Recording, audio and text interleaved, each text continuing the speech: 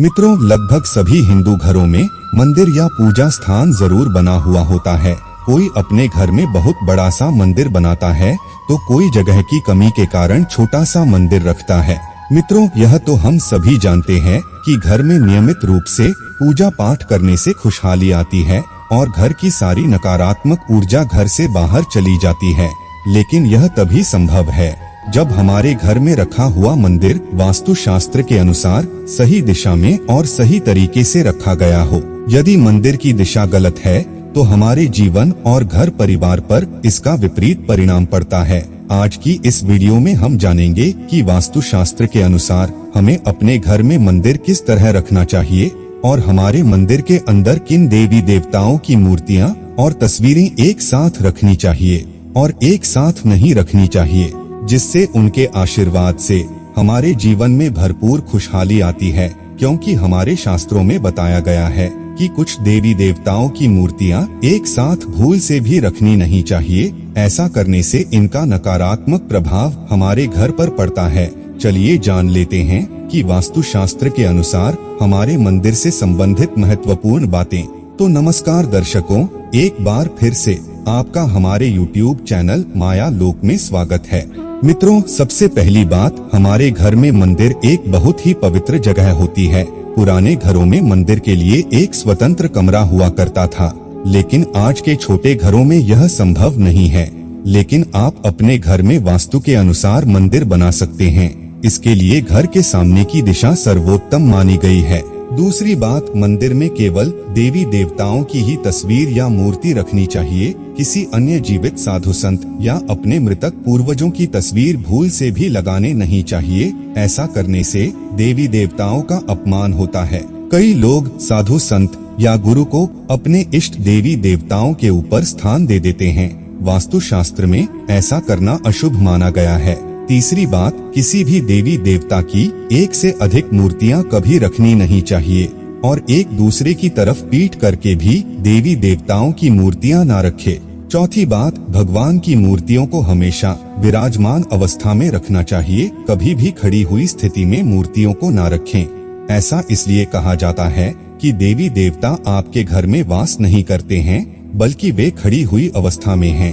ऐसा प्रतीत होता है कि वे आपके घर को छोड़कर जा रहे हैं। पांचवी बात, मंदिर और भगवान का स्थान हमेशा ऊंचा ही होना चाहिए। पूजा स्थल पर या उसके आसपास अशुद्ध, अपवित्र और अशुद्ध समझे जाने वाली वस्तुएं भूलकर भी ना रखें। जैसे चमड़े की वस्तुएं, मृत व्यक्ति के अस्थि कलश, हड्डियां, मांसाहार इत्यादि मंदिर और उसके पास हमेशा शुद्धता और सात्विकता रखनी चाहिए। आइए अब हम जानते हैं मंदिर में कौन सी दो या दो से अधिक मूर्तियां एक साथ रखनी चाहिए। पहली बात, आमतौर पर भगवान श्री गणेश सभी के अत्यंत प्रिय देवता होते हैं और घर में और घर के मुख्य द्वार पर उनकी मूर्ति रखना बहुत ही शुभ माना गया है।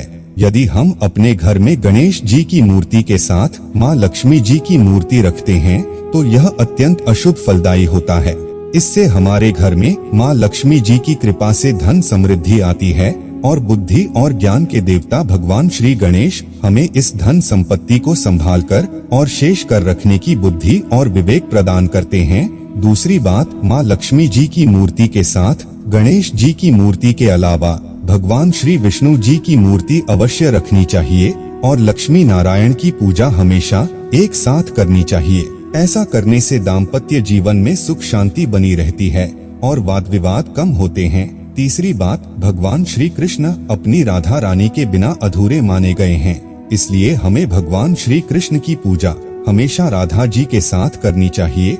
भगवान श्री कृष्ण की मूर्ति कभी भी अकेले ना रखें। राधा रानी ना हो तो आप श्री कृष्ण के साथ गौ माता की मूर्ति अवश्य रख सकते हैं। श्री कृष्ण की पूजा करने से हमें विपत्ति के समय सही मार्गदर्शन मिलता है। चौथी बात, ऐसे ही यदि त्रिदेव कहे जाने वाले ब्रह्मा जी, विष्णु जी और महेश जी यानी कि शंकर जी की साथ में मूर्ति या तस्वीर की पूजा करते हैं तो हमें सृष्टि के निर्माता ब्रह्मा जी, सृष्टि के पालनकर्ता श्री विष्णु और सृष्टि के रक्षक श्री शंकर जी की सकृपा प्राप्त होती है। पांचवी बात, घर में हनुमान जी की मूर्ति या तस्वीर अवश्य लगानी चाहिए। संकट मोचन हनुमान जी हमारे संरक्षक होते हैं और हमारे सभी कष्टों को हरने वाले हैं। लेकिन हमेशा ध्यान में रखें कि हनुमान जी की मूर्ति या तस्वीर ऐसी जगह लगानी चाहिए जिसमें उनके साथ प्रभु श्री राम जी जरूर हों। राम जी के अलावा यदि माता सीता और लक्ष्मण जी भी साथ हों तो और भी अच्छा होता है।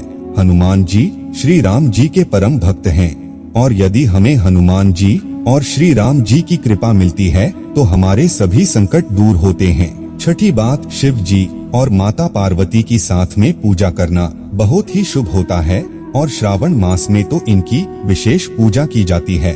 ऐसा करने से विवाहित लोगों का दाम्पत्य जीवन हमेशा सुखमय बना रहता है और घर में सुख शांति रहती है। सातवीं बात, घर के मंदिर में भूल से भी शनि देव, काल भैरव और माता काली की मूर्तियां ना रखें। इसके साथ ही घर के मंदिर में शिवलिंग रखा हुआ है तो उसके पास रखी अन्य मूर्तियों पर भी तुलसी के पत्ते चढ़ाने नहीं चाहिए। ऐसा करना अशुभ माना गया है। तो मित्रों, यह थी वो महत्वपूर्ण बातें जो हमारे वास्तुशास्त्र में घर के मंदिर के लिए बताई गई हैं।